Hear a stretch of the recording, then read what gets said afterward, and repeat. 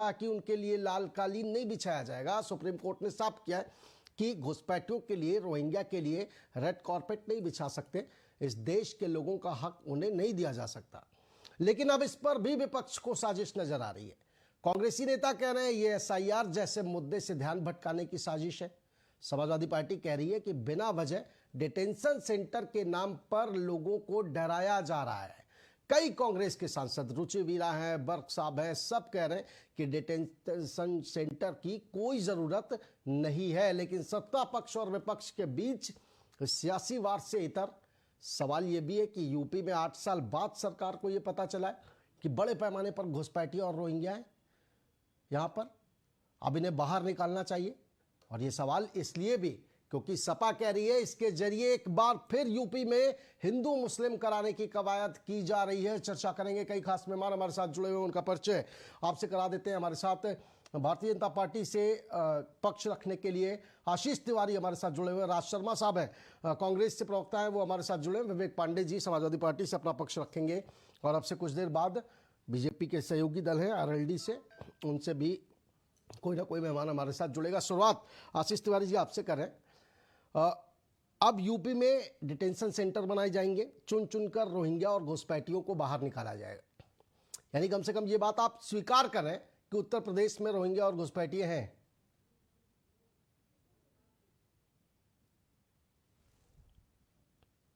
वाले नहीं स्वीकार कर रहे ना, हम तो कह रहे हैं कि रोहिंग्या भी है, बांग्लादेशी भी है और उनको ढूंढने का काम भी हो गया। इसी क्रम में राज्य का जो ये अभियान है, माननीय योगी आदित्यनाथ जी ने साफ निर्देश दिए हुए हैं कि ऐसे लोगों को चिन्हित करा जाए, पकड़ा जाए, डिटेंशन सेंटर में रखा जाए, उनसे पूछताछ करी जाए और फिर आगे की कार्रवाई करी जाए। और इन लोगों को बसाने में जिन लोगों ने सहयोग करा, जिन्होंने इनके आधार कार्ड बनवाए, बिजली के कनेक्शन दिए, पानी के कनेक्शन दिए, वोटर आईडी कार्ड बनवाए, उन लोगों की भी जांच इसमें करी जाए और उनको विधि अनुरूप उनको सजा दिलाने का भी काम करेगी सरकार। फिर से सवाल दोहरा रहा हूं, उत्तर प्रदेश में घुसपैठिया और रोहिंग्या हैं, बड़े पैमाने पर हैं? बिल्कुल है। इस बात की तस्दीक कर रहे हैं ना आप और आपकी सरकार? बिल्कुल 100%, बिल्कुल 100% कर रहे हैं। Very good. सवाल ये साहब कि एक बात और कही जा रही है, राष्ट्रीय सुरक्षा से समझौता नहीं किया जा सकता इन घुसपैठियों के नाम पर और इन बांग्लादेशियों के या रोहिंग्याओं के नाम पर। सर 8 साल से आपकी सरकार है, 8 साल से आप राष्ट्रीय सुरक्षा पर समझौता कर रहे थे क्या? देश को बताइए। नहीं, 8 साल देश को बताइए जरा। हमको बता रहा हूँ ना सर, बोलने देंगे तब तो बताऊं ना जी। हमको 8 साल लग गए ढूंढने में सर, 8 साल ढूंढने में इन लोगों को लग गया। और अब अगर मिल गया है तो उस पर सवाल करेंगे कि 8 साल क्यों लग गए। अरे साहब कैसी बात कर रहे हैं आप और क्या बोल रहे हैं? मुझे लगता है कि अगर आप ये वीडियो आगे बढ़ाएंगे तो आप क्या कह रहे हैं, 8 साल लग गया आपको ढूंढने में? 8 साल आप उत्तर प्रदेश की जनता को या राष्ट्रीय सुरक्षा से जुड़े इतने गंभीर मुद्दे पर 8 साल लग गए आपको? आपने अभी तक भगवान भरोसे छोड़ रखा था यहाँ पर। 8 साल नहीं लगे सर, आपने भगवान भरोसे छोड़ रखा था सर। 75 साल लग गए, 8 साल तो हमारी सरकार को लगे हैं। हमारी सरकार के पहले जो सरकारें थी उनको तो 4 बार समाजवादी पार्टी की सरकार रही, उनकी सरकार नहीं ढूंढ पाई। उसके पहले अन्य दलों की सरकार थी, वो भी नहीं ढूंढ पाई।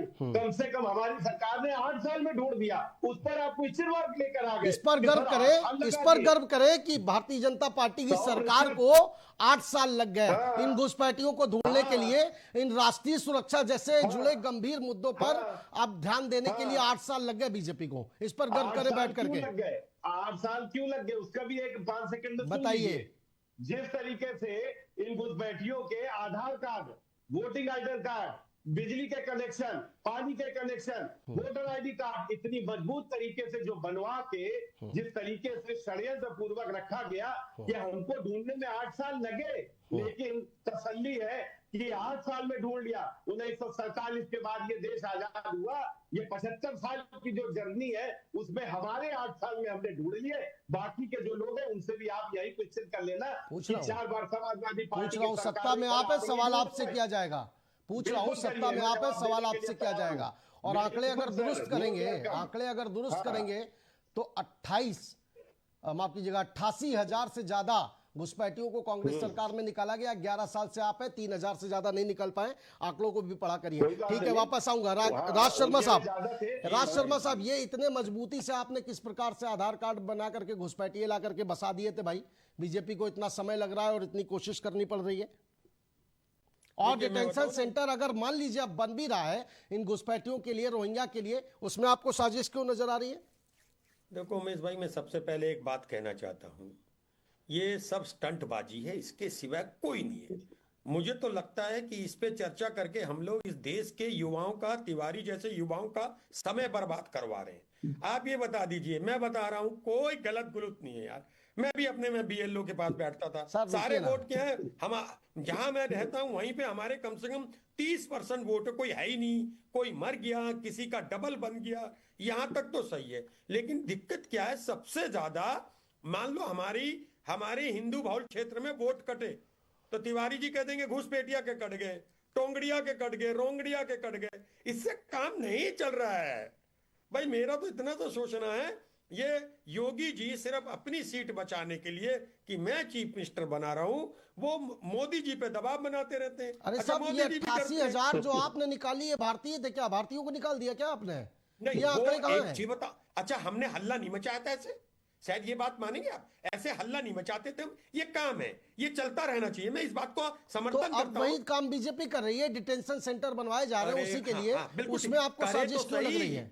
अरे करे तो सही, ये कर कुछ नहीं रही है, हल्ला ज्यादा कर रही है। दिक्कत ये है, आप करिए। और एक और बात बताता हूं, कोई बीजेपी का अगर सदस्य है, वो ये बताने की कोशिश किसी भी भारतीय को ना करे कि दूसरी पार्टी वाले देश के गद्दार होंगे। कोई जरूरी नहीं है कहने की। नहीं, ये सर्टिफिकेट कोई नहीं दे सकता, ना आशीष तिवारी दे सकते, ना राज शर्मा जी दे सकते। प्लीज वापस आइए। घुसपैठियों को निकालने की ये जो प्रक्रिया है, डिटेंशन सेंटर की बनाए जाने की शुरुआत की जा रही है, ये ठीक कदम है या नहीं है? ये आपको साजिश क्यों लग रही? मेरा बहुत सीधा सा सवाल है भाई।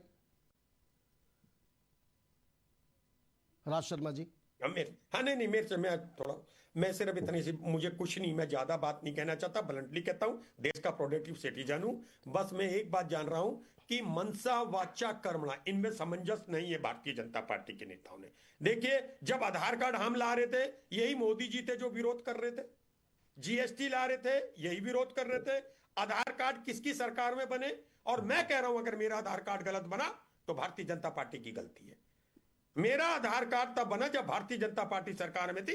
अगर मेरा आधार कार्ड गलत है तो भारतीय जनता पार्टी के हर मुख्यमंत्री को, क्योंकि मैं यूपी का हूं, उन्हें इस्तीफा देना चाहिए कि राज शर्मा जैसे व्यक्ति का आधार कार्ड गलत क्यों बन गया। भाई ये बताएं आप मुझे, तिवारी जी दे इस बात का जवाब, कैसे बन गया मेरा आधार कार्ड, बताइए। दे दीजिए आशीष तिवारी जी। जाना मैं विवेक जी के पास से आ रहा था, लेकिन जरा जवाब दे दीजिए, उसके बाद जा रहा हूँ। देखिए, हमारे बड़े भाई ने बड़ी प्यारी बात कही, बोले कि ये जो आधार कार्ड है ये हम ला रहे थे और उसके बाद मोदी जी ने विरोध कर दिया। ये जीएसटी ये ला रहे थे, उसके बाद मोदी जी ने विरोध कर दिया। फिर मोदी जी ने आधार कार्ड लाया तो ये विरोध करने लगे। फिर मोदी जी जीएसटी लाए तो गब्बर सिंह टैक्स यही कहने लगे। अरे तो आप ही का काम हमने करा। वो स्लैब गलत था ना, क्योंकि वो स्लैब गलत था, हम अलग तरीका रिफॉर्म कर रहे थे। नहीं सर, ये भी बड़ी ताज्जुब वाली बात है कि अगर मोदी जी विरोध कर रहे थे, बीजेपी विरोध कर रही थी तो आपको मानना पड़ा, और आप विरोध कर रहे थे तो नहीं मानना पड़ा। विरोध तो आप सीएए में भी कर रहे थे, विरोध तो आपने ट्रिपल तलाक पर भी किया था, विरोध आप एसआईआर पर भी शुरुआत में कर रहे थे, लेकिन कहीं ना कहीं उसको प्रक्रिया वो शुरू हुई ना। ठीक है, वापस आएंगे।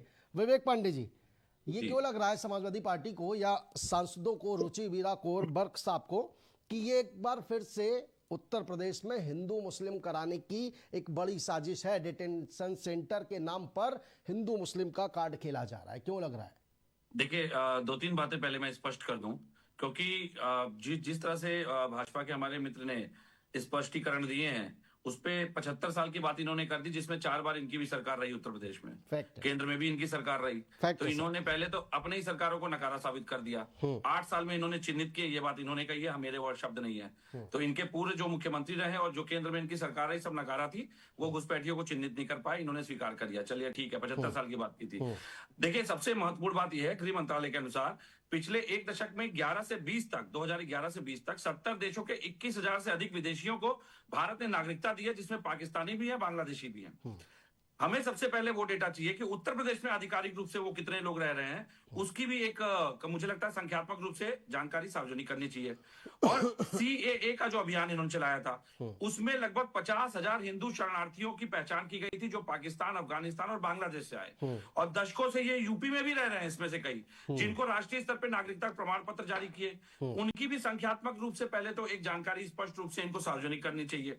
ऐसा ना हो कि नागरिकता के जो ये बात एसआईआर कर रहे हैं, चूंकि ये मेरे नजरिए में एसआईआर नहीं है, ये एनआरसी ही किया जा रहा है, क्योंकि इसमें जो प्रक्रिया चल रही है, जिस तरीके से इन्होंने समय सीमा को सीमित रखा ताकि कोई दस्तावेज ना बना सके, आधार को हटा दिया, जन्म तिथि से जोड़ करके बता दिया उत्तर प्रदेश सरकार ने, जबकि जन्म तिथि के रूप में आधार को कभी मान्यता दी ही नहीं गई। लेकिन जो प्रक्रियात्मक रूप से चरणबद्ध तरीके से ये निर्णय ले रहे हैं, उससे ये स्पष्ट होता है कि ये एसआईआर कम, एनआरसी ज्यादा है। दूसरी बात, 10 महीने पहले जब नगर निगम की टीम पे रोहिंग्याओं ने हमला किया था, और उसके बाद 10 महीने बाद इन्हीं के एक राज्यसभा के जो प्रमुख हैं ब्रिजलाल जी, उन्होंने ये बात उजागर की कि उन्होंने कुछ लोगों से चर्चा की तो पता चला नगर निगम में बांग्लादेशी काम कर रहे हैं बाकायदा। तो मैं तो ये कई दिन से सवाल उठा रहा हूं, क्या आपने उस कंपनी को चिन्हित किया जिन्होंने इन बांग्लादेशी रोहिंग्याओं को अवैध रूप से नगर निगम जैसी संस्था में घुसा दिया?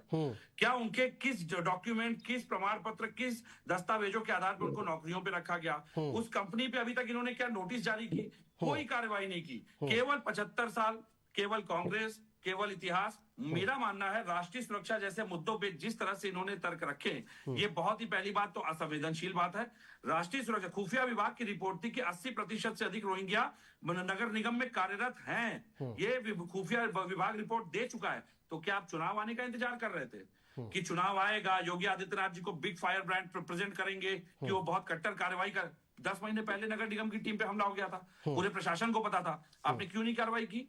अगर रोहिंग्या सबसे बड़ी चुनौती इस देश की है, तो आप एक बात बताइए ना, यही रोहिंग्या हो सकता है कि भाई इनके कोडिन सिरप का जो मामला आया है उसके भी सिंडिकेट वही लोग चला रहे हो। हम कैसे यकीन कर ले कि कोडिन के सिंडिकेट में रोहिंग्याओं का इन्वॉल्यूशन नहीं है? यहां से लेकर अंतरराष्ट्रीय स्तर तक नहीं, तो वो अब इसी बात को लेकर के तो कह रहे हैं ना कि उनकी पहचान की जाएगी, और वो तो स्वीकार कर रहे हैं, बहुत खुले दिल से स्वीकार कर रहे हैं कि 8 साल लग गया, चुनाव बीत जाने दीजिए, 8 साल लग गया उनको। सुनिए ना, बीजेपी को वो स्वीकार कर रहे हैं, अगले चुनाव आएंगे, उनको ये कहने में कोई आपत्ति नहीं है ना साहब, सुनिए ना एक सेकंड, उनको ये कहने में कोई आपत्ति नहीं है, वो मान रहे हैं कि हमारी बड़ी चूक थी, 8 साल मुझे लग गया भाई, 8 साल में हम इनको चिन्हित कर पाए, अब हम चुन चुन कर निकालेंगे।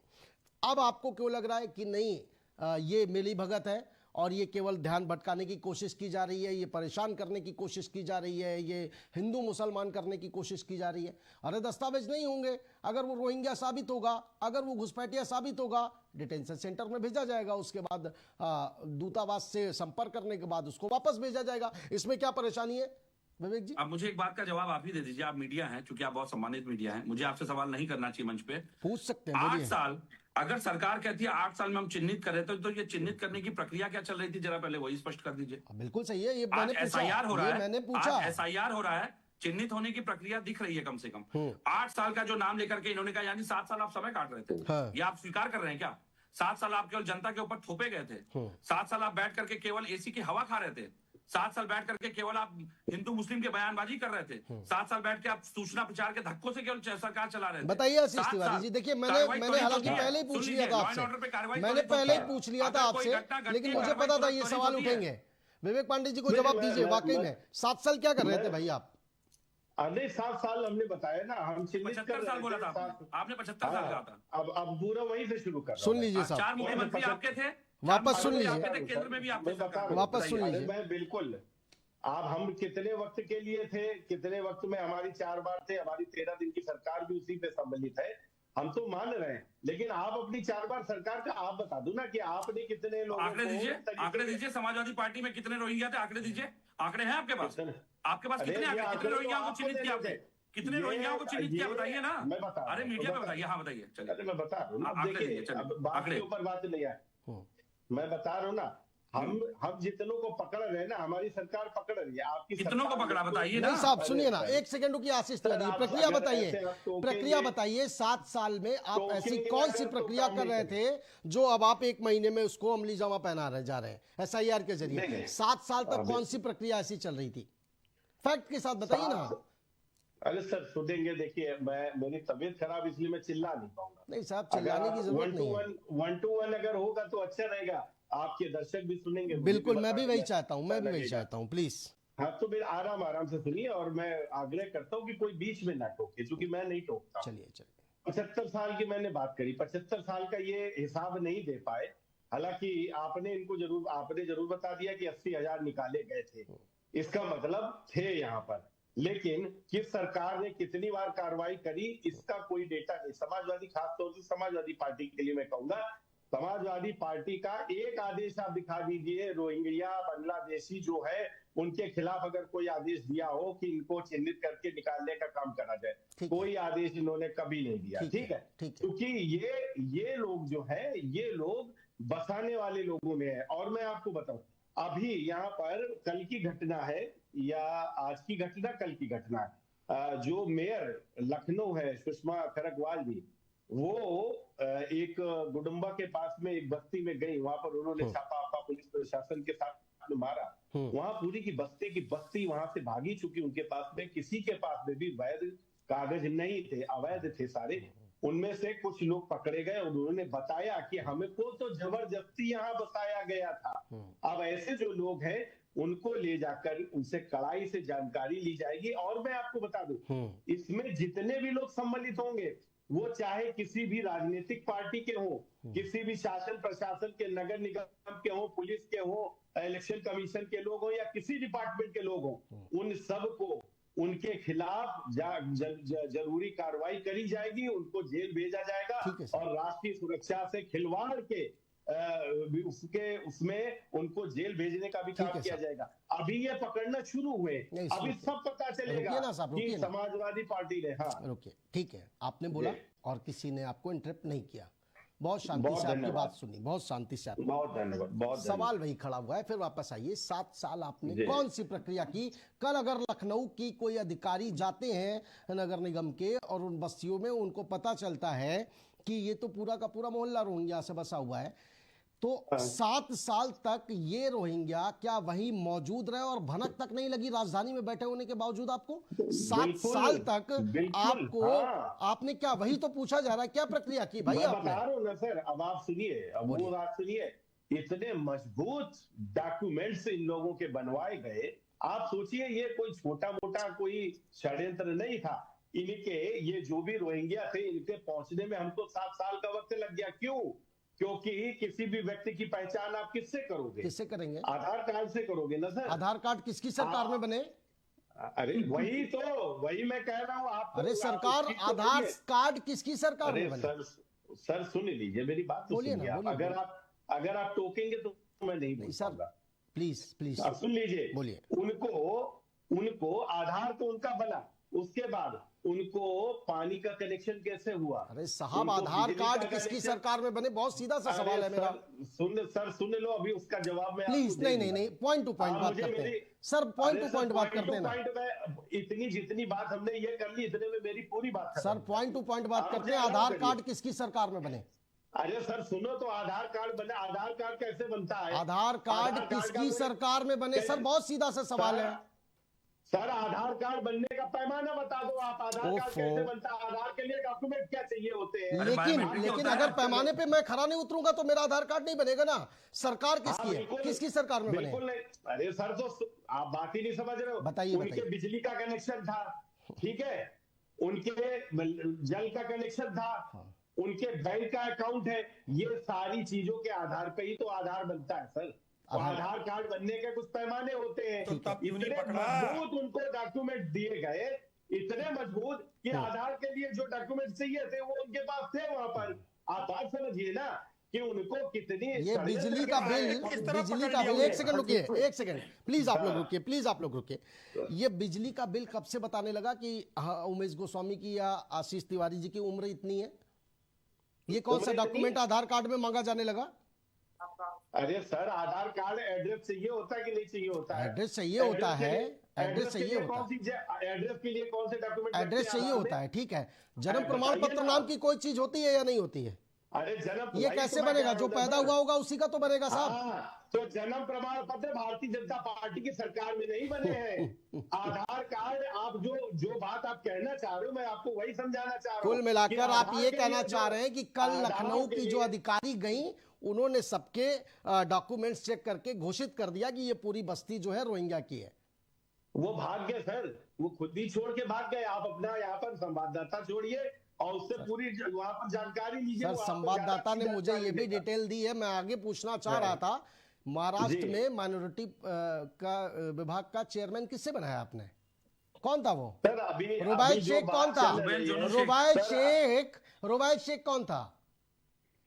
सर मैं यही तो बात कह रहा हूँ ना, आप भी विपक्ष हो गए हो। जब यहाँ पर अरे, बात हुई साल मीडिया- गई, तो आप महाराष्ट्र पहुंच गए। अरे सर, यहाँ बड़ा पर बात हास्यास्पद करो है ना। आशीष तिवारी जी। हास्यास्पद आप कर रहे हो सर। अरे- आपको महाराष्ट्र पे अरे- करना है तो आप महाराष्ट्र पे कर लो। अभी जब नहीं नहीं आप नहीं, यहाँ पर एक सेकंड रोहिंग्या रुकिए पे ना, नहीं एक पकड़ सेकंड पाए- रुकिए ना। नहीं, नहीं, रोहिंग्या महाराष्ट्र बात में नहीं, तो रुबाइद महाराष्ट्र पहुंच शेख गए। नाम का अरे ये- रुबाइद शेख नाम का जो सर, शख्स सुनिए, पकड़ा गया, ये उसको काम चेयरमैन किससे समाजवादी बनाया माइनॉरिटी पार्टी- पर्सन का? ये काम समाजवादी पार्टी और कांग्रेस करे तो नहीं समझ सर, में आता है। सर, मैं आप देश का ऐसा करो, प्रवक्ता हूँ, आप देर भारतीय मत जनता करो। पार्टी के हैं, आप मैं देर देश मत- का हूँ, मैं आप देर पूछूंगा, क्यों? मैं पूछूंगा। आप संविधान अपनी- ने मुझे भी अधिकार दिए साहब। अरे सर, आप अपनी ही डिबेट को डिरेल करने में लगे हो नहीं तो साहब, कोई क्या अगर करे? अगर सवाल जो पूछना बात हो रही- डिरेल करना है तो मुझे ऐसी डिरेल मंजूर है, लेकिन मैं भागने नहीं दूंगा। वापस आइए, महाराष्ट्र में रुबाइद शेख को घुसपैठिया बताकर रुबाइद शेख को जो कार्रवाई की जा रही है उसे माइनॉरिटी विभाग में चेयरमैन किससे बनाया? आप घुसपैठियों को बुला करके पद दीजिए महाराष्ट्र में बैठाल करके, और सवाल उठाइए कांग्रेस और समाजवादी पार्टी पर कि इन्होंने बनाया हुआ था। सुनिए, घुसपैठियों को यहाँ का प्रॉपर नागरिक बनाने का किसने काम करा? अरे साहब, आज आप कौन सी जांच कर रहे हैं? बहुत सीधे में बताइए, आज आप कौन सी जांच कर रहे हैं जो आपको पता चल रहा है कि ये घुसपैठिया है? और जब आपने उसको पद दिया था तब आपने जांच नहीं कराई थी क्या?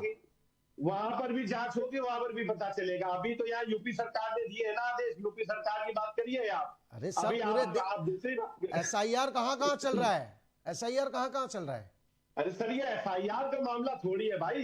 कैसे ये पहचानेंगे FIR का साहब? मामला- क्या बात कर रहे हैं कैसी साहब आप? बात कर रहे हैं आप? मुझे तो समझ नहीं आ रहा है, मुझको समझ नहीं आ रहा। आप SIR से रोहिंग्या को आप SIR से जोड़ने का काम कैसे कर रहे हैं। घुसपैठियों की क्या ये- पहचान कर रहे हैं आप?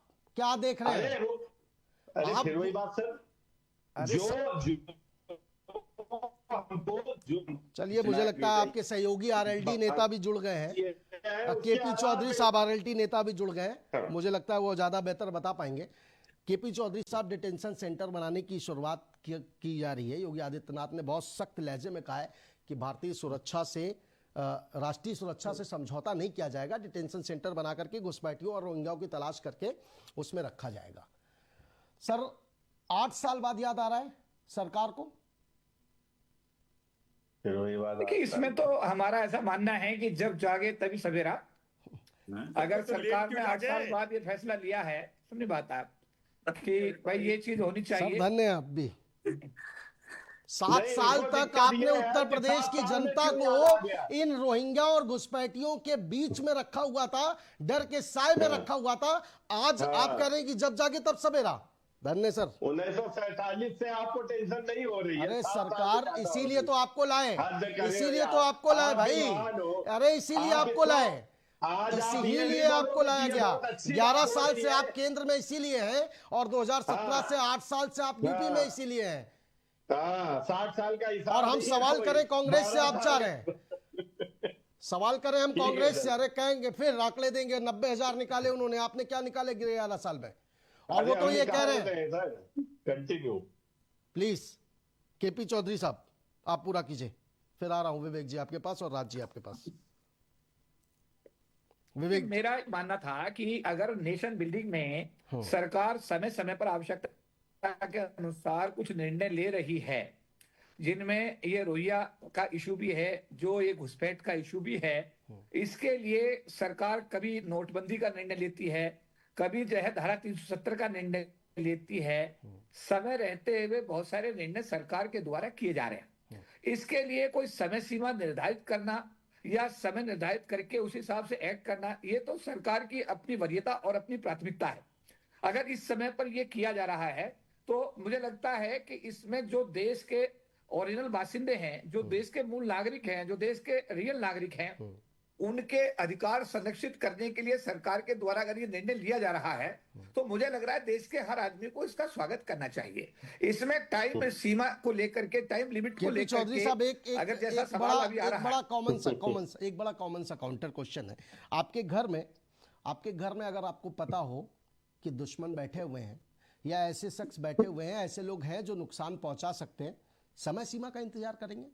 एक समय तय करेंगे कि नहीं हमारे यहाँ कोई कार्यक्रम विशेष होगा तब हम इसको निष्कासित करेंगे? रुकिए आशीष जी, रुकिए प्लीज, बोलिए केपी चौधरी साहब कि आप अगर मुखिया बनते ही अगर आपको पता है, या तो आप स्वीकार कीजिए कि आपको नहीं पता था भाई, अब तक आपको नहीं पता था कि रोहिंग्या और घुसपैठिए हैं, और अगर पता था तो मुखिया बनते ही पहले काम उनको करेंगे ना बाहर निकालने का, कि उसके लिए समय सीमा तय करेंगे? बताइए। बहुत सारी चीजें इस टाइप की हैं, राजनीतिक निर्णय जो होते हैं। अगर आपको याद हो कि ये भी बात कही गई थी प्रधानमंत्री जी बनने से पहले मोदी जी ने, कि जो ये काला धन है अगर ये वापस आ जाता है तो हर आदमी के खाते में 15 लाख रुपए जा सकते हैं। पर इसमें जब गृह मंत्री जी ने स्पष्ट किया कि ये चुनावी जो है वादे होते हैं। क्या कह रहे हो चौधरी साहब? अरे देश सुन रहा है आपको। कौन सा तर्क है? मुझे नहीं समझ में आ रहा है।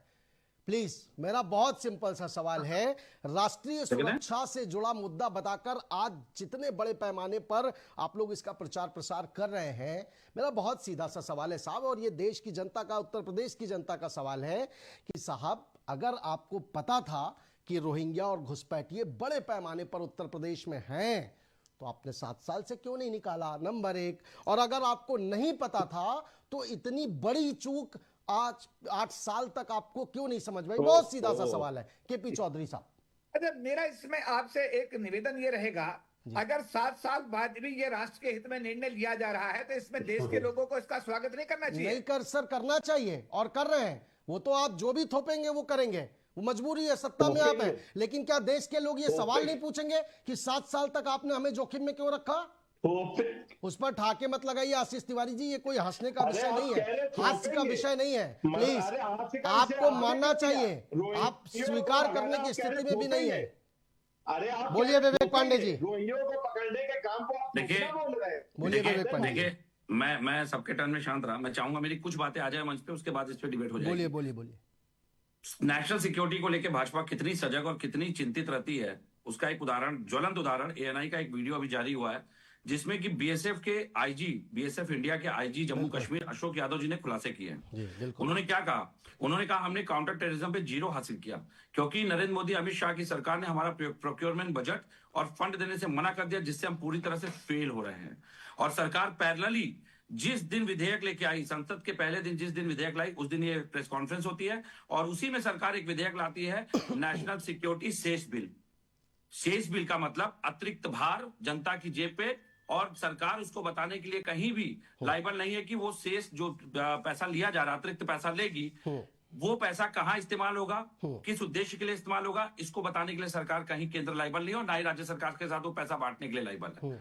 तो ये तो एक कार्यप्रणाली है सरकार की नेशनल सिक्योरिटी को लेकर के कि आईजी को खुद आकर के प्रेस कॉन्फ्रेंस करनी पड़ रही है देश के सामने। दूसरा, अभी बहुत अच्छी बात आई थी जिस पर कि थोड़ा सा विवाद हुआ, लेकिन एक बात तो तय है, फर्जी डॉक्यूमेंट, वास्तव में बात तो सही है कि अवैध घुसपैठियों की बात आएगी तो फर्जी डॉक्यूमेंट की भी बात आएगी, और फर्जी डॉक्यूमेंट की बात आएगी तो ओम प्रकाश मिश्रा की भी बात आएगी, अमेठी से, उत्तर प्रदेश के 23 में जिसे स्थानीय पुलिस ने पकड़ा, लुधियाना के नीतू दोराहा की भी बात आएगी, बिल्कुल आएगी। उत्तर 24 परगना बंगाल के विक्रम रॉय की बात आएगी जो भाजपा युवा शाखा का कार्यकर्ता था। त्रिची के कृषि शाखा के प्रदेश उपाध्यक्ष गोविंद राजन, उनकी पत्नी की भी बात आएगी जो कि फर्जी डॉक्यूमेंट के माध्यम से धोखाधड़ी कर रहे थे। बरेली के महामंत्री, सीबीगंज मंडल महामंत्री मुकेश देवल के जनसेवा केंद्र की भी बात आएगी, जहां छापा मार के फर्जी पैन कार्ड, फर्जी मार्कशीट, फर्जी ड्राइविंग लाइसेंस, आधार कार्ड सब पकड़े गए थे। तो मुझे लगता है कि देखिए, आलोचनात्मक विषय नेशनल सिक्योरिटी की बात पे अगर आए तो आलोचना से बेहतर है जिम्मेदारी तय करने की बात। और बंगाल में तो अभी एक नाम छूट ही गया, विक्रम रॉय, जिसको लखनऊ एटीएस ने जाकर के बंगाल से उठाया, भाजपा युवा मोर्चा का कार्यकर्ता था जो कि बांग्लादेशी नागरिकों को अवैध घुसपैठ करवाता था। मैं तो बड़ी जिम्मेदारी से सिर्फ इतना कहूंगा, नेशनल सिक्योरिटी का मामला ना आशीष भाई की राजनीतिक दल का है ना हमारे दल का, ये सभी का है। नेशनल सिक्योरिटी पे एक सहमति का बनना बहुत आवश्यक है। उससे बड़ी बात यह है कि जब आपकी सरकार, जैसे अब आशीष भाई बार बार एक तर्क दे रहे हैं, चूंकि मुझे नहीं पता जी ऐसे तर्क क्यों दे रहे हैं, लेकिन मुझे एक बात समझ में आती है कि कार्रवाई ऑन द स्पॉट होनी चाहिए। नेशनल सिक्योरिटी के मामले में एटीएस इंतजार नहीं करती कि आतंकवादी को पकड़ चिन्हित कर लिया गया, अब उसको एक काम करते हैं, उसको अगले साल पकड़ेंगे, इतना समय नहीं देते हैं। लेकिन इंटेलिजेंस, आईबी, एनआईए जिस पैटर्न पे काम करती है। लेकिन विवेक भाई ये भी बात तो सही है ना, अगर आशीष तिवारी जी कह रहे हैं तो ये भी सही कह रहे हैं कि कम से कम ठीक है 8 साल बाद उनकी सरकार को याद तो आया। आपने कब ये कोशिश की? आप भी सत्ता पे रहे, सवाल आप भी सत्ता में रहे हैं, आपने कभी ये कोशिश की क्या कि आपकी नजर में उत्तर प्रदेश में कोई रोहिंग्या या कोई घुसपैठिया था ही नहीं? जबकि कांग्रेस में 2004 में श्री प्रकाश जायसवाल ने आंकड़े दिए थे 1 करोड़ 20 लाख घुसपैठिए भारत में मौजूद है, और वो तमाम अलग अलग हिस्सों में। अब मैं आंकड़े देता हूं आपको, मैं आंकड़े देता हूं। आशीष भाई को अपनी राज्य सरकार के आंकड़े नहीं पता, मैं देता हूं। 2019 में आखिरी सर्वे हुआ था आशीष भाई, आपको नहीं पता होगा। 10 लाख रोहिंग्याओं और बांग्लादेशियों के होने का अनुमान लगाया गया था, और आप ही की सरकार ने, राज्य सरकार ने 3 बार निर्देश दिया घुसपैठियों पे कार्रवाई करने के लिए, लेकिन उस मामले को ठंडे बस्ते में डाल दिया गया। कहिए तो बोलिए, डिटेल आपको भेज दूं, मैं न्यूज खोल के बैठा हूं, आंकड़े मैं दे रहा हूं। और वो 10 लाख, ये नहीं कह रहा मैं कि 19 में अगर वो आंकड़े आए तो वो 10 लाख आंकड़े केवल 19 के थे। मैं कह रहा हूं कि जो आंकड़े पीछे उसके बाद जो आंकड़े जारी हुए उसमें 10 लाख घुसपैठियों के होने के अनुमान लगाए गए। मैं तो कह रहा हूं ना, आंकड़े तो मैं दे रहा हूं, आप तो आंकड़े भी नहीं दे रहे हैं, आप तो आंकड़े भी देने से कतरा रहे हैं। लेकिन रुकिए ना, एक सेकंड रुकिए ना। 2019 में ये आंकड़े दिए गए, आपने आंकड़े निकलवाने की कोशिश क्यों नहीं की आपकी सत्ता में रहते हुए? क्योंकि 2004 में अगर कांग्रेस से गृह राज्य मंत्री थे श्री प्रकाश जायसवाल, उन्होंने कहा था, बहुत फ्लोर ऑफ द सदन कहा था कि लगभग 1 करोड़ 20 लाख घुसपैठिए हैं, और उत्तर प्रदेश भी उसमें शामिल था। आप उसके बाद सत्ता में रहे, आपने कभी आंकड़े निकलवाने की कोशिश की क्या? कैसे? यही तो मैं कह रहा हूं, ये तो आशीष भाई की जिम्मेदारी की, वो साबित करें कि आंकड़े नहीं निकाले हमने। ये 10 लाख के आंकड़े इनकी सरकार ने थोड़ी निकाले हैं। इस 10 लाख में 7.36 लाख के आंकड़े तो हमारी सरकार ने निकाले। सर, क्या कार्रवाई की आपने? आंकड़े निकाल करके रख लिए अपने पास? भाई हम तो फिर वही बात आ गई कि हम तो सरकार में बाद में कार्रवाई करेंगे। हम तो सरकार से चले गए, हम तो सरकार से चले गए। अंतर क्या है? और सुनिए, हम तो सरकार से चले गए। और दूसरी बात, हमारे समय में कोई फर्जी दस्तावेज नहीं बने, आधार कार्ड लाने वाले यही घुसपैठिए थे ना साहब, प्रतिबंधित घुसपैठिए थे ना। एक सेकंड रुकिए ना, घुसपैठिए थे। या तो आप बोलिए ना कांग्रेस को, आप कांग्रेस को बोलिए कि श्री प्रकाश जायसवाल ने गलत आंकड़े दिए थे, और उत्तर प्रदेश में हमारी जब सरकार थी कोई घुसपैठिया नहीं था। मैं आपकी डिबेट पे बैठ के कुतर्क नहीं करूंगा। नहीं साहब, अगर ऐसे ही आप लोग करेंगे ना, जब अगर आप लोगों से सवाल किया जाता है, आप अभी आशीष तिवारी जी भी वही बात कह रहे हैं, अब आप भी कह रहे हैं, मेरा बहुत सीधा सा सवाल है, मैं तो कह रहा हूं, आप जब सत्ता में थे तो क्या घुसपैठिए उत्तर प्रदेश में नहीं थे क्या? और थे तो आपने क्या कदम उठाए? मेरी बात नहीं आने दे रहे हैं। सुनिए, मैंने कहा कि मैं आंकड़ों को डिनाई नहीं कर रहा। जो चीज सोशल डोमेन में है, जो चीज सोशल प्लेटफॉर्म पे है, उसको मैं डिनाई करके अपने आप को अपरिपक्व साबित नहीं करूंगा। मैं तो कह रहा हूं ना कि आंकड़े हैं जी। मान लीजिए ना कि आपकी सरकार में ये कमी रह गई थी कि घुसपैठिए थे, ये स्वीकार किया गया था, लेकिन उनके खिलाफ कोई कार्रवाई नहीं की गई थी। अब वो वोट बैंक का विषय था या क्या था, इस पर भी चर्चा। मैं बता तो रहा हूं, मैं तो कह रहा हूं ना कि 7.36 लाख के आंकड़े तो हमने दिए। हमारी सरकार में कार्रवाई क्या की आपने उन 7.36 को निकालने की? अरे हम सरकार में ही नहीं रहे तो हम करते कैसे? यही तो मैं कह रहा हूं। जब तो आपको भी देर हुई ना साहब, सुनिए ना, आपको भी देर हुई ना आंकड़े निकालने में। बहुत बिल्कुल तो बात है, एग्री कर रहा हूं, लेकिन हम जब तक कार्रवाई करते हैं हमारी सरकार चली गई। ठीक है, आप बधाई के पात्र हैं, आप कम से कम जिम्मेदारी तो ले रहे हैं ना। ठीक है, लेकिन अब वापस आ रहे हैं राज शर्मा साहब। रुकिए आशीष जी प्लीज, आपको बहुत मौका दिया, प्लीज वापस आऊंगा। राज शर्मा साहब, अब 9 तारीख तय हो गई है, सदन में चर्चा होगी SIR को लेकर के, सदन में चर्चा होगी। हालांकि SIR को लेकर के चर्चा से सरकार ने साफ तौर पर इनकार किया है, ये एक बहुत बड़ा फैक्ट आपको बता दूं। लेकिन फिर भी जब 14 नवंबर को प्रधानमंत्री नरेंद्र मोदी कह चुके हैं कि SIR प्रक्रिया पर बिहार चुनाव ने मुहर लगा दी, लोगों ने स्वीकार कर लिया है, तो पलट थोड़ी जाएंगे। अब वो संसद में भी वही बात कहेंगे। राज शर्मा जी, उमेश भाई, तो आपको इतने से संतुष्टि मिल जाएगी क्या कि चर्चा हो गई? ठीक है, एक बात कहते हैं, देखिए मेरी बात सुनिए, चाहे कोई हो, यहाँ पे कोई भी बैठा हो, तिवारी जी भी स्वयं पे अगर सीने पे हाथ रखेंगे, प्रधानमंत्री जी की अब क्रेडिबिलिटी नहीं रही। वो जो बोलते हैं उस पर पलट जाते हैं। उन्होंने, मैं उनके एक एक बयान बता दूंगा। देखिए एक और बात बताऊंगा उमेश भाई, वो अपने बयान से जब प्रधानमंत्री नहीं बने थे, पीछे के ले लो, और वो हर 6 महीने अपने बयान को बदल देते हैं। उनकी क्रेडिबिलिटी नहीं रहते हैं, और उनका काम सिर्फ इतना फोटो खिंचाओ, ये करो। लेकिन एक बात की मुझे आज आपत्ति हुई कि चौधरी साहब कह रहे जब जागे तब सवेरा। वो तो 15 लाख प्रधानमंत्री जी ने वो भी कहा था, तो अमित शाह जी ने कहा था कि जुमला है, तो ये भी तो जुमला कहो ना फिर कि ये भी जुमला चल रहा है। ये कुछ नहीं है, कोई घुसपैठिया फुसपैठिया की बातें नहीं है। अभी देखो विवेक भाई ने एक बात बताई, दरोगा जी ने मुझे चोरी करते हुए पकड़ा, तो वो मुझे अरेस्ट करने के लिए सोचेंगे, अरे उसी वक्त पकड़ के बंद करो, भेज दो। तो ये गलत है उमेश भाई। और एक और बात बता रहा हूं मैं आपको कि जब से भारतीय जनता पार्टी आई है, घूसपैठिया पहले भी थे, मैं नहीं कहूंगा पहले भी आए, हमारी सरकार के हमारी मंत्री ने कहा, लेकिन हमने इसका प्रोपोगंडा ऐसे नहीं कर रहे कि जो कर रहे हैं अलाउद्दीन का चिराग यही है। ठीक है, गलतियां किसी सरकार से होती हैं और अच्छे काम भी होते हैं। यहां पे दिक्कत क्या जनता को आ रही है? आज भी, अभी जब आपने कही कि जनता ने लगा दी मोहर, आज भी लोग कहते हैं, लोग बुराई इस सरकार से खुश नहीं है। आपको बता दूं, मेरी कॉलोनी प्योर हिंदू की है, मतलब मुश्किल लग रहा है कि 2000 मकानों में 5 मुस्लिम नहीं रहते हैं, और मैं दावे के संग कहता हूं हमारे यहाँ के 500 से 800 वोट कम होंगे, ज्यादा हो जाएंगे बल्कि कम, क्योंकि लोग नहीं रह रहे। अब ये क्या करेंगे? नहीं साहब सुनिए ना, एक सेकंड रुकिए, एक सेकंड। एक भी ऐसा व्यक्ति, सुप्रीम कोर्ट ने बहुत स्पष्ट तौर पर कहा ना कि बिहार में आप लोग आरोप लगा रहे थे कि इतने लाख वोट काट दिए गए, खुले तौर पर सुप्रीम कोर्ट ने बुलाया कि एक सिंगल नाम लेकर के आइए ना कि जिसका वोट कटा हो और वो मताधिकार का अधिकार रखता हो। एक नाम आप लोग नहीं लेकर आ रहा हूं विवेक जी, आ रहा हूं प्लीज। ये नरेशन नहीं, ये नैरेटिव लेकिन गलत सेट किया जा रहा है। 7 से अधिक पीआईएल हाईकोर्ट पटना में और 10 से अधिक पीआईएल सुप्रीम कोर्ट ने एक साथ सुनी है इस प्रकरण पे, जो नाम काटने वाली बात बार बार आती है। 62 लाख से अधिक, लेकिन आपको मौका दिया गया ना, निर्देश जारी किया, मौका दिया गया ना पीआईएल पर कि आप एक नाम लेकर के आइए, आपने समय मांगा, लेकिन इतना समय क्यों लग रहा भाई? 65 लाख 68 लाख बहुत बड़ी तादाद है, और चुनाव आयोग ने आंकड़े दिए कि या तो वो तटस्थ हो गए हैं, स्थानांतरित हो गए हैं, कहीं और रहने लगे हैं, या इतने लाख लोग अब इस दुनिया में नहीं है, या इतने लाख लोगों के 2 जगह वोट थे। सारे आंकड़े नाम और कारणों के साथ सार्वजनिक किए जाए। चुनाव आयोग अब इसको रोक रहा है, उस पर कंटेम्प्ट का केस फाइल होगा। अरे साहब ऐसा है ना कि 20,000 आपके सांसद राजीव राय कह रहे हैं कि 20,000 वोट उनके बिल्कुल कटे हैं, तो चुनाव आयोग जवाब देगा ना। तो चुनाव आयोग जवाब किस तरह से डीएम साहब ने दिया कि नहीं कोई वोट नहीं कटा है। डीएम साहब कह रहे हैं आप 20,000 बता रहे हैं। लिखा क्यों है?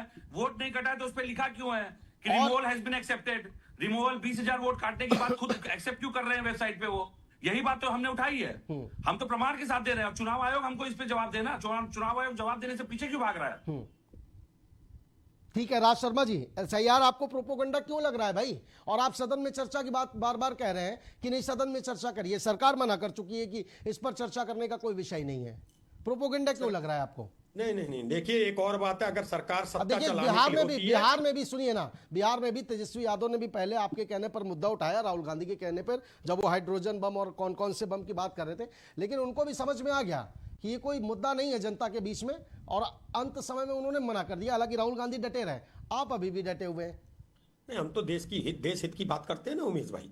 हमारे किसी भी नेता का बयान बता दो कि जुमला था, वहां हमारे किसी भी प्रवक्ता का बयान बता दीजिए कि यहाँ पे बैठ के एक सिस्टर कंसर्न पार्टी ये कह दे कि नहीं उन्होंने वैसे भी कहा था। आपने जैसे चौधरी साहब ने कितने हल्का कर दिया प्रधानमंत्री जी के बयान को कि अरे उन्होंने तो 15-15 लाख रुपए जेब में आएंगे, वो भी कर दिया। वैसे ये कह रहे हैं, ये तो खुद ही मान रहे हैं ना इस बात को। मेरा एक इतना छोटी सी बात है, बस मैं ये कह रहा हूं, आपने एक सवाल पूछा हमें, आपने भारतीय जनता पार्टी ने इन 7 सालों में क्या रवैया अपनाया कि जिससे कि अभी इन्हें घूसपेटियां दिख रहे हैं। ये मेयर का काम है, पुलिस पहुंच नहीं रही है, मेयर इनके पहुंच जा रहे हैं, मतलब जो बोले वो, ये जो बीजेपी का नेता मेयर एमएलए बोले वही सही है, दरोगा जी बोले भाई, सीओ बोले कंसर्न थाने का, इंस्पेक्टर बोले कंसर्न थाने का, एटीएस बोले, सीबीआई बोले, ये क्या बोलेंगे?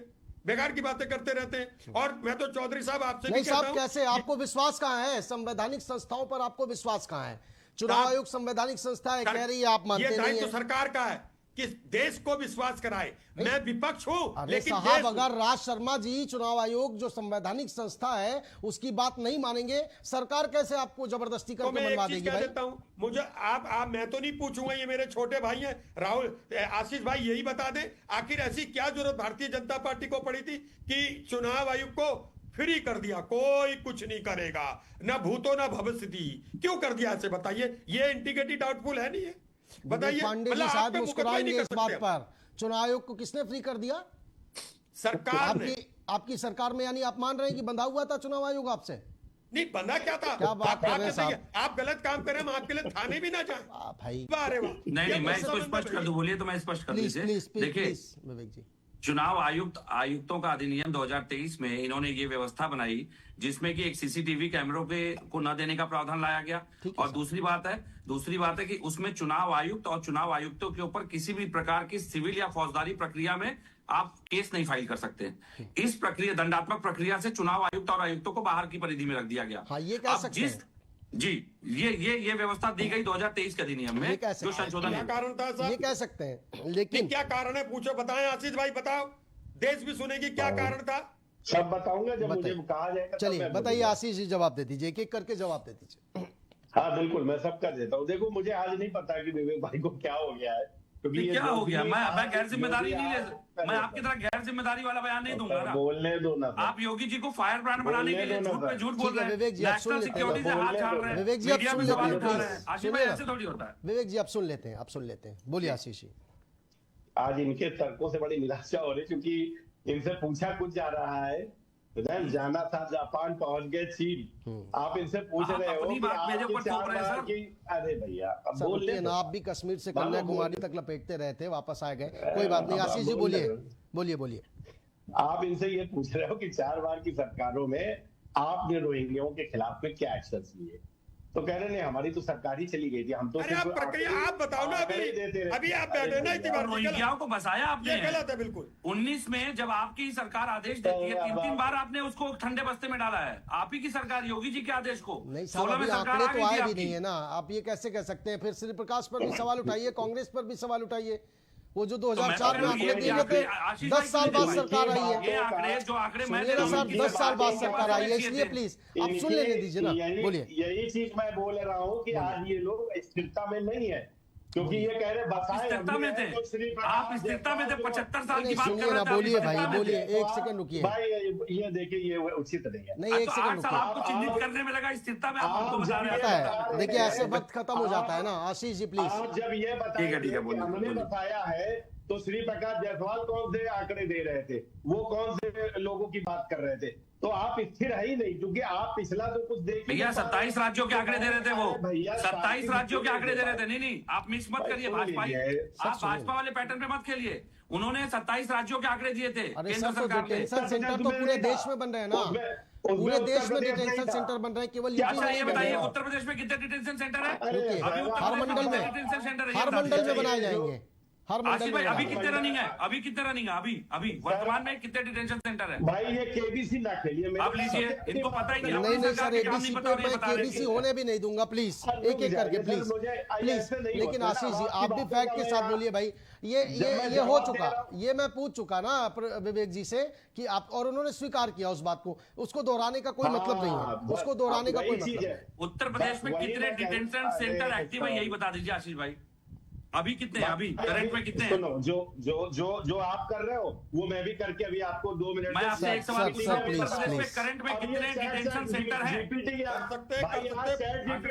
रुकिए ना, एक सेकंड वापस आ जाते हैं ना सर। खेलने आए हो तो बात अलग है, यहाँ मुद्दे की बात करनी है तो बात अलग है।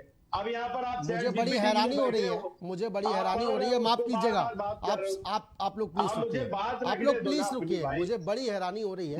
35 बीएलओ की मौत हो चुकी है। आशीष तिवारी, विवेक पांडे, राज शर्मा और केपी चौधरी साहब, किसी ने एक शब्द अब तक आवाज नहीं उठाई है। 1 घंटे की चर्चा का समय बीतता चला जा रहा है, किसी ने एक शब्द उन बीएलओस के लिए, इस प्रक्रिया को लेकर के कि आखिर इतने कम समय में क्या है कार्रवाई और क्यों जरूरी है, इस पर कोई सवाल नहीं उठाया है। हमारी सरकार में इतने घुसपैठिए चिन्हित किए गए थे और आपकी सरकार में 5 कम किए गए। आपकी सरकार गलत है, यही करना है केपी चौधरी साहब?